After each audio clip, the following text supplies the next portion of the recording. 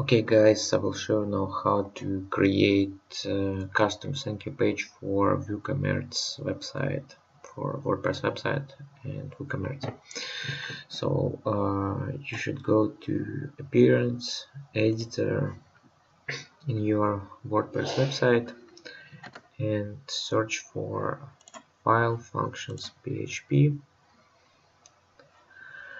Then in this file you should add following code.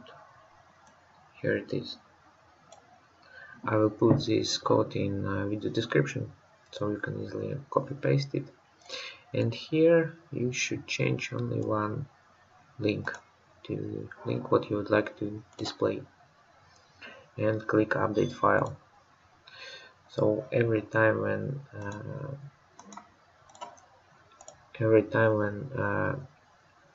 customer will complete order in your shopping cart, he'll be redirected to link what you have included in this file. So guys, make sure to check links in the description below, and please subscribe and like this video. Have a nice day. Bye.